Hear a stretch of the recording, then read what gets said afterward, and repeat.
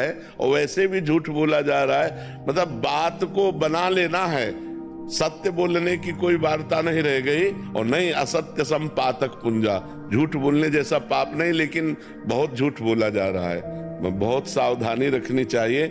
गृहस्थी धर्म में ईमानदारी से सत्यता से चलो, तभी भगवान की प्राप्ति होगी। नहीं तो भगवान सत्य नारायण है, कैसे ऐसे झूठ बोलने से, बेईमानी करने से, पापाचरण करने से भगवान की थोड़ी प्राप्ति हो जाएगी। अंदर द्वंद चलता रहता है। नाम चलाओ अंदर अंदर तो द्वंद खत्म हो जाएगा। काम जो धन का लोभ है ना, इतना ऐसे पागल कर देता है। हाँ बिल्कुल पागल कर देता है। हाँ अगर नाम जो भी करते हैं वो भी बहुत नाम चलाओ, नाम, फिर आप देखो भगवान का नाम चला के अंदर अंदर देखो, हर व्यवस्था सुधरती चली जाएगी, द्वंद खत्म होते चले जाएंगे। श्री हरि विष्णु ऐसा करके जाप मन में जो भी नाम चलाओ श्रद्धा पूर्वक चलाओ और एकाग्रता रखो और विश्वास रखो, सब ठीक हो जाएगा। उसके बावजूद चैलेंजेस बहुत आते हैं लाइफ में। अब आपके तो कितने आते होंगे, भगवान जब अवतार लेते हैं तो उनको चैलेंज होता है। सुबह सुबह राज्याभिषेक हो रहा है, तैयारी चल रही पूरी अयोध्या में, और शाम के 14 वर्ष का वनवास हो गया। चैलेंज नहीं है? जीवन का कितना बड़ा संघर्ष। और वो जो चरण रखते हैं तो वहां पावड़े बिछाए जाते हैं, वो नंगे पैर वनवास 14 वर्ष के लिए, कितना कठिन चैलेंज है। सच्चिदानंद भगवान अवतरित हो रहे हैं, कोई पुण्यात्मा अवतरित होता है, किसी के यहाँ तो सुख सुविधा में होते हैं, स्वयं भगवान अवतरित हो रहे हैं कंस के कारागार में। देवकी वसुदेव की हथकड़ी बेड़ियां जकड़ी हुई है, कितना चैलेंज है। मनुष्य जीवन संघर्षमय जीवन है, हमको भगवान से जुड़कर लड़ना है। अगर भगवान से नहीं जुड़े तो लड़ नहीं सकते, डिस्टर्ब हो जाओगे, डिप्रेशन में पहुंच जाओगे, ओवर थिंकिंग तुमको मार देगी, तुम्हें करने का मन होगा, ऐसी विपत्तियां आ जाएंगी। और यदि भगवान से जुड़े हो तो हर विपत्ति को गले लगाकर आप बढ़ते चले जाओगे, मुस्कुराते हुए चले जाओगे। हमारी दोनों किडनी फेल है, हर परेशानी किडनी फेल वाले को जो होती है वो सब है, डायलिसिस, ये सब बहुत कष्ट होता है। हाँ तो अब ये सब चीजें, लेकिन संघर्ष हम लड़ रहे हैं, हम इससे युद्ध कर रहे हैं। देखिए महाराज जी, मैं डॉक्टर हूँ और मैं देखता हूँ कि महाराज जी जो डायलिसिस पे रहते हैं महाराज जी, वो महाराज जी उठ नहीं पाते। हाँ उठ नहीं पाते बिल्कुल। महाराज जी आप भगवत मतलब शक्ति है महाराज जी जो आप ये कर रहे हैं। ये भगवान की कृपा से केवल ऐसा कि हम बोल रहे हैं, नहीं हमको भी परेशानियां होती है। ऐसी परेशानी होती है 2-2 आदमी उठा के लाते हैं, डायलिसिस रूम से पकड़ के लाते हैं, लेकिन थोड़ी देर में फिर एकदम वो लोग महाराज जी मतलब हम लोग से बोलते हैं कि हमें ऐसा कुछ कर दीजिए, या तो ये पीड़ा चली जाए या तो हमारी जान चली जाए। हाँ यहाँ आकर के एक डायलिसिस मैन बोल गया कि महाराज जी मेरी मृत्यु कब होगी। मृत्यु मनाते हैं, मृत्यु मनाते हैं, बिल्कुल ठीक बात कह रहे हो। इतना कष्ट होता है कि मृत्यु मनाते हैं। अब पानी पीने तक के लिए रोक है, पानी की क्वांटिटी होती है। आप हमें बताओ, एक आदमी कंटिन्यूअस बोल रहा है तो उसके गर्मी नहीं बढ़ रही, उसकी प्यास नहीं बढ़ेगी। तो अब हम जब पानी पिएंगे इतना कौन तो छुन्न से नहीं हो जाएगा। तो अब हमको तो चाहिए लीटर 2 लीटर, क्योंकि अब बॉडी भी तो है ना। अब हाथी और बछिया अंतर नहीं होगा, अब बॉडी भी है 100 किलो की, तो अब इसको चाहिए भी तो। अब इसका राशन और इसका पानी इसके अनुसार चाहिए। अब जैसे ऐसे हैं तो उनको वैसे चाहिए, हमको वैसे चाहिए। अब तो ये भगवान के आश्रय से है। भगवान का भी आश्रय हट जाए, संयम नियम हट जाए, तो जैसा डॉक्टर साहब कह रहे हैं कि चारपाई से उठना मुश्किल हो, व्हील चेयर पे चलते बड़ी परेशानियां रहती हैं। हर समय आनंदित रहते, ये नहीं कि आपके सामने ही, हम हर समय एकांत में इससे ज्यादा आनंदित रहते हैं। इसमें तो हम बातचीत कर रहे हैं, एकांत में जब होते तो इससे भी ज्यादा आनंदित रहते, क्योंकि प्रभु से जुड़े रहने में जो सुख है वो कहीं सुख नहीं है। जी ने पर तो उस दर्शन के लिए मना किया है, लेकिन अगर घरों में जो है शौचाचार का पालन नहीं हो रहा है, नित्य क्रिया का पालन नहीं हो रहा है, तो भगवत दर्शन कैसे अपने बच्चों को, अपने परिवार को समझाया जा सकता है। पिता अपने पुत्र के दोष दर्शन कर सकता है, गुरु अपने शिष्य के दोष का दर्शन कर सकता है, मित्र अपने मित्र के दोष दर्शन कर सकता है, लेकिन हम अन्य के दोष दर्शन न करें। कहीं हम गए और उस परिवार में शौचाचार का पालन नहीं हो रहा है, अपने को चाहिए कि हम, अगर वो हमारे प्रियजन हैं तो उनको समझा दें, और अगर प्रियजन हमारी बात नहीं मानने वाले तो अपने शौचाचार की हम सीमा को पवित्र रखें, हम वहाँ भोजन न करें, हम वहाँ अपने आप को बचा लें। ये बात ठीक है जी। रणधीर सिंह जी, दिल्ली से। राधे राधे महाराज। महाराज जी, रामचरितमानस में एक चौपाई में नारद जी गरुड़ जी से बोल रहे हैं कि जही बहु बार नचावा मोही सोही व्यापही विहंग पतितोही। जबकि नारद जी श्री भगवान जी का नाम उच्चारण करते रहते हैं, तो उनको माया व्याप गई, तो हम जैसे जीव। नहीं, इसमें व्यापना का तात्पर्य होता है हवा लग जाना, और ये हवा तब लगती है माया की जब अहंकार हो जाता है। कीन हो इस कबहू अभिमाना शोक हो वंचा कृपा निधान।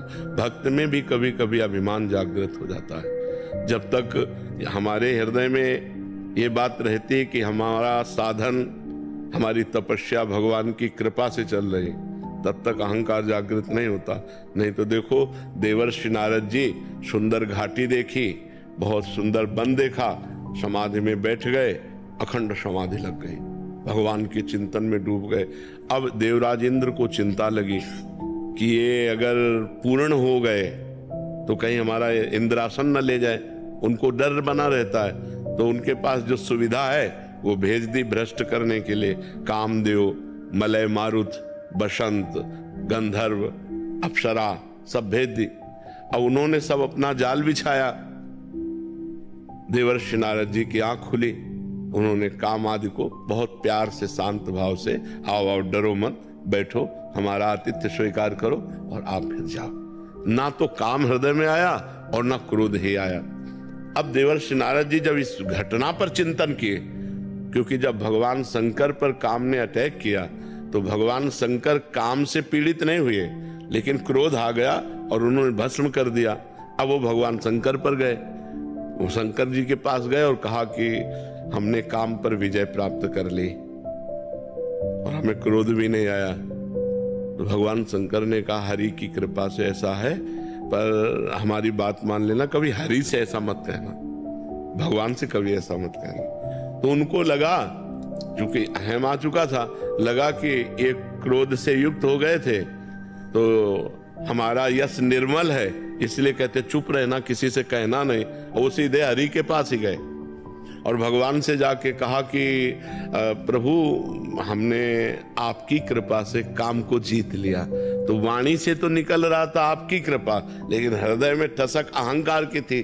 तो भगवान ने और उसे पुष्ट कर दिया कि अरे आप काम पर विजय प्राप्त कर लें तो क्या बात है, आपका जो सुमिरन कर ले वो काम पर विजय प्राप्त कर ले। देवर्षि नारद जी बहुत फूल गए। भगवान ने कहा अच्छा।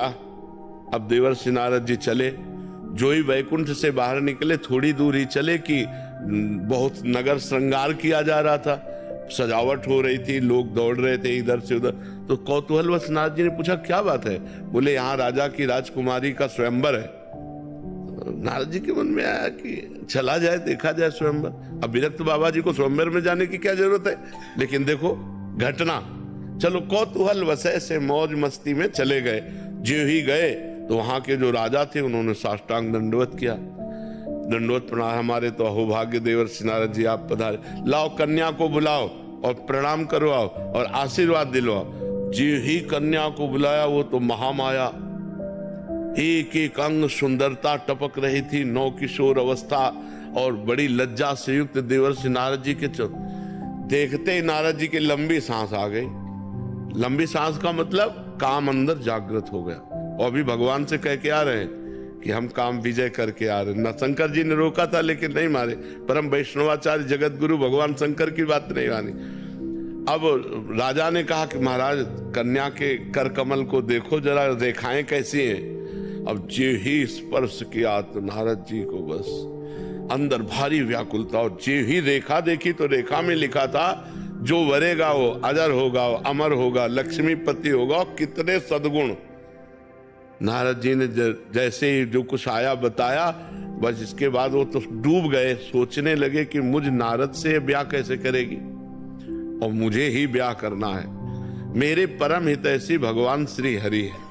ये बात देखो बहुत जोर की है कि माया से मोहित होने पर भी किसी अन्य का आश्रय नहीं लिया। उनका मेरे परम हितैषी भगवान हरि है। एकांत में गए और भगवान श्री हरि का सुमिरन किया तो भगवान प्रकट हो गए, बड़े कौतुकी। कहो देवर्षि नारद। बोले प्रभु बहुत बड़ी समस्या है। क्या समस्या है?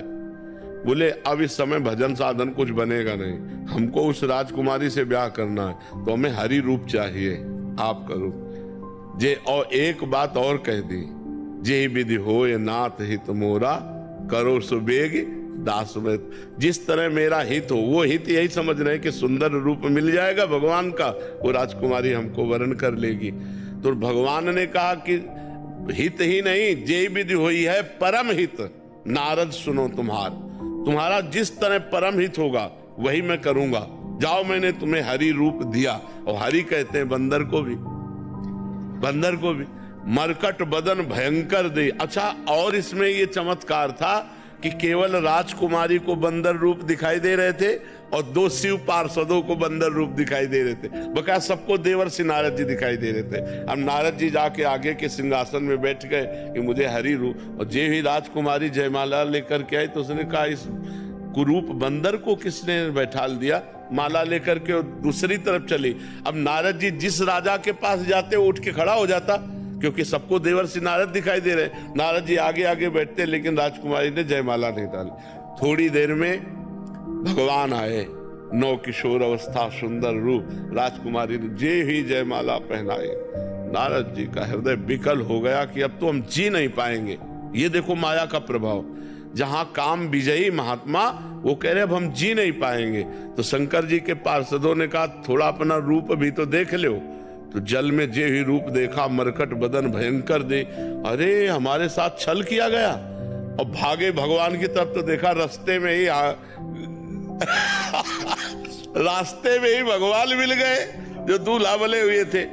देखा कि ये तो भगवान है, तो उन्होंने कहा तुम परम स्वतंत्र हो, तुम्हारे ऊपर आज तक किसी ने शासन नहीं किया, लेकिन नारद से पाला पड़ा है। जाओ मैं शाप देता हूं, जैसे मैं स्त्री वियोग में दुखी हूं ऐसे तुम दुखी होगे, और जो मुझे बंदर का रूप दिया यही तुम्हारी सहायता करेगा। भगवान ने कहा स्वीकार। और जहां शाप स्वीकार किया तब हरि माया दूर निवारी, तहां न रमा न राजकुमारी। तब नारद जी का होश आया जब माया हटी, अरे प्रभु मैंने आपको शाप दे दिया चरणों। भगवान ने कहा जाओ जपो जाए शंकर सतनामा, हो यही हृदय तुरंत विश्रामा। भगवान शंकर के नामों का स्मरण करो, वही क्योंकि अपराध बन गया ना, भगवान शंकर ने रोका तुम्हारे नहीं। तो बड़े बड़े महात्माओं को जब कभी अहंकार आ जाता है, अब गरुण जी को अहंकार आ गया, जब देखा कि मेघनाथ को भगवान ने युद्ध में परास्त कर रहे, तो मेघनाथ ने नागपाश का प्रयोग कर दिया। अब भगवान उसकी मर्यादा के लिए नागपाश में बंध गए। अब गरुण जी को बुलाया गया, तब गरुण जी ने सोचा ये हमारे भगवान है, ये तो हमारे ऊपर सवारी करते हैं और हम इनको आज मुक्त करेंगे नागपाश से, नहीं तो साधारण मनुष्य की तरह बंधे पड़े हैं। क्या ये वही भगवान है जो मेरे ऊपर विराजमान होते हैं? अब बड़ा संशय हो गया, बड़ा संशय। नागपाश से मुक्त तो किया, लेकिन ये विश्वास में संशय खड़ा हो गया कि भगवान है कि नहीं है। तो फिर भगवान शंकर के पास गए, तो भगवान शंकर ने कहा काकभूषुंड जी के पास जाओ। तो उमा ने कहा कि आपने क्यों नहीं समझा दिया? तो बोले कीन हो इसका बहु अभिमाना, सो खोवन चा कृपा निराना, खग जाने खगही की भाषा, ताते उमा गुप्त करे राखा। मैंने इसीलिए बताया कि अब ये पक्षियों में सर्वश्रेष्ठ गरुण जी हैं। जब पक्षियों में सबसे नीच काक कौवे के पास जाके नीचे बैठेंगे तब इनको समझ में इनका अहंकार दूर हो जाए। काकभूषुंड जी तो महान भजन के मूर्तिमान स्वरूप, तब वहां जाकर के अभिमान का मोचन हुआ। तो कई बार बड़े बड़े भक्तों को अभिमान आ जाता है, जब अभिमान आता है तो माया थप्पड़िया देती है। बकाया उनका नाश नहीं हो सकता, उनका पतन नहीं हो सकता। इसीलिए हर समय भगवान के चरणों का आश्रय लेना चाहिए कि कभी तपस्या और साधना का अहंकार भी ना आ जाए। हम बड़े ज्ञानी, हम बड़े भगत, तो फिर माया परीक्षा ले लेगी। और परीक्षा ले ले वो भगवान ही बचावे, नहीं माया परीक्षा ले ले तो फेल ही होना पड़ेगा। उसका ऐसा स्वरूप है, उसकी ऐसी जाल है कि उसमें फंस करके बड़े बड़े भ्रष्ट हो जाते हैं। और जो न्यायाधीश हैं, मुख्य न्यायाधीश मध्य प्रदेश सरकार के, वहां के अभी बस हमारी यही प्रार्थना है, धर्मो रक्षति रक्षिता। जो धर्म की रक्षा करता है धर्म उसकी रक्षा कर लेता है। मनुष्य जीवन का परम लक्ष्य है भगवदानंद। ये सब छूट जाएगा, आपका पद छूट जाएगा, आपका शरीर छूट जाएगा, आपका वैभव छूट जाएगा, आपका संबंध छूट जाएगा, सब ये छूट जाएगा। और वो कुछ समय के लिए है, ये सब कुछ समय के लिए, लेकिन हमारा निरंतर आनंद बढ़ता रहे और हम पतित ना हो, क्योंकि ये 70 वर्ष 80 वर्ष, उसमें भी 40 50 तो चले गए। अब कितने मिनट रह गए, कितने सेकंड रह गए, हमें पता नहीं। और वो सेकंड ऐसा होता है जो सब विध्वंस कर देता है, सब छूट जाता है। इसके बाद आप जाएंगे, आपका नाश नहीं होता, आप अविनाशी हैं। ये शरीर और इस शरीर का नाटक जितना है वो यहीं रह जाता है। ये मायाकृत नाटक है। पति पत्नी पुत्र परिवार पद प्रतिष्ठा, ये मायाकृत है, ये सच्चिदानंद नहीं है, ये त्रिकाल सत्य नहीं है, ये अनित्य है, ये नित्य नहीं है। इस अनित्य से हमें नित्य की प्राप्ति कर लेनी है। अपने पद के कर्तव्य को पूजा बना लेना है और भगवान को वो पूजा समर्पित कर देनी है। बस इसी से भगवत प्राप्ति हो जाएगी। अर्जुन जी को कह रहे हैं युद्ध रूपी पूजा कर। गले काटना जब पूजा हो सकती है तो हम अपने न्याय को धर्म से युक्त करके दोषी को दंड देना ही है। ना किसी का भय और ना किसी का प्रलोभन हमको विचलित नहीं कर सकता है, और निर्दोष को बचाना ही है, पक्का बचाना है। कोई भय या कोई प्रलोभन मुझे हमारे न्याय से विचलित नहीं कर सकता। ये निष्ठा आपके अंदर बनी रहे और भगवान का नाम स्मरण, तो ये अनित्य क्रिया से नित्य सच्चिदानंद की प्रसन्नता प्राप्त हो गई। यही जीवन का परम लक्ष्य है। अपने अपने कर्तव्य कर्म के द्वारा यदि हम धर्म पूर्वक पूजा करें तो हमारा पूरा देश सुखी हो जाए। आज जहां हम अपने कर्तव्य से चित होकर भय या प्रलोभन के वशीभूत हो जाते हैं, वहीं हमारी हानि हो जाती है, वहीं हमें अशांति प्राप्त होती है, वहीं हमारे द्वारा ऐसे कृत्य हो जाते हैं जिससे हमारे समाज को पीड़ा पहुंचती है। ये समाज सब भगवत स्वरूप है। हमें अपने अपने अधिकार के अनुसार सेवा करने के लिए भगवान ने ये पद दिए हैं। तो बहुत निर्भय होकर और निर्लोभी बन करके अपने पद का पालन करो, यही भगवान की पूजा हो जाएगी। इसी से भगवान प्रसन्न हो जाएंगे, और भगवान प्रसन्न हो गए तो सर्वमंगल। क्योंकि हम मनुष्य ही बनेंगे ऐसी गारंटी नहीं है। 83,99,999 योनियां और हैं। अगर हमसे चूक हो गई तो यहाँ का जिसके लिए हम चूक कर रहे हैं वो तो सब यहीं रह जाना है। ये ऐसा देश है, बहुत भयावह देश है। मृत्यु लोक बहुत भयावह देश है। अब हम जितने जिन जिन से प्यार कर रहे हैं सब छूट जाएंगे। जो जो हमने मेहनत करके कमाया वो सब छूट जाएगा। जितना शरीर को प्यार किया, राग किया, वो भी छूट जाएगा। यहां है क्या? किसी व्यक्ति को ऐसे देश भेजा जाए कि तुम खूब कमाओ, सब व्यवस्था करो, लेकिन जब वहां से निकाले जाओगे तो निर्वस्त्र करके निकाले जाओगे। तो कैसा भयावह देश है। ये शरीर रूपी वस्त्र भी छीन लिया जाता है, यही आग लगा दी जाती है। कुछ नहीं, केवल कर्म हमारे साथ जाता है। इसलिए हम एक ऐसा कर्म करें, महान कर्म करें, जिससे हमें अगर जन्म मिले तो फिर मनुष्य देह मिले, और ऐसे हम कर्म करें जिससे भगवान प्राप्त हो जाए, हमारा आवागमन मिट जाए, ये जब संसार का दुख मिट जाए। ये अगर संसार में आवे तो हम महान बन करके आवे, कर्म बंधन से युक्त नहीं, ईश्वर के द्वारा प्रेरित उनके पार्षद बनकर आवे और जगत मंगल करे। ये होना चाहिए, और इसी से हो जाएगा। कोई नई पूजा नहीं करनी। भगवान अगरबत्ती धूप बत्ती नहीं चाहते, भगवान तुम्हारी भावना चाहते हैं, बस दृढ़ निश्चय। अगर जैसे किसी निर्दोष को दंड विधान और उसका हृदय पीड़ित हो रहा है, अब वो जो कर्म बन रहा है, अब उससे बचना बड़ा भारी हो जाएगा। तो हमको सपोर्ट मिलता है कि हे भगवान, मैंने तो कुछ देखा नहीं, जैसा वकील प्रमाण देते हैं उसके अनुसार हम निर्णय करते हैं। भगवान, हमारे निर्णय को आप देख लीजिएगा। नाथ, मेरा इसमें दोष नहीं, मेरे सामने जो प्रमाण है उन्हीं प्रमाणों के अनुसार हम आपकी प्रेरणा से निर्णय करते हैं। आप इसके जिम्मेदार हैं, हम जिम्मेदार नहीं। नाथ, अगर कहीं त्रुटि हो तो आप प्रेरणा करो और संभालो, तो हमारा जीवन निष्पाप होता चला जाएगा और हम महान भगवान को प्राप्त हो जाएंगे। सही मार्ग में चलने पर नारायण स्वामी नाम के एक महान जज हुए हैं, महान जज थे, और वो नारायण स्वामी हुए। उनके रोम रोम से भगवान का नाम कीर्तन चलता था। तो ऐसा नहीं है कि हमको भगवान की प्राप्ति के लिए कोई और वेश या कोई और क्रिया करनी पड़ेगी, इसी क्रिया से हो जाएगी। बस धर्म पूर्वक कीजिए और खूब नाम जप कीजिए। अभी पदवी से पहले ये आपका आशीर्वाद, अभी पद अपने बैठे नहीं है तो उससे पहले आपका आशीर्वाद लेने के लिए आए कि आपका आशीर्वाद लेके अब वो उस पदवी पे बैठा बिल्कुल, जाएगा, उससे बिल्कुल। पहले ये बैठे नहीं है। बिल्कुल ठीक है। और मुझे राम नाम की अखंड भक्ति का आशीर्वाद, हाँ बिल्कुल। आप अपने मुंह से कि मेरे को आशीर्वाद ये दीजिए मुझे राम नाम। खूब राम राम लिपिए, खूब राम राम लिपिए। आप लोग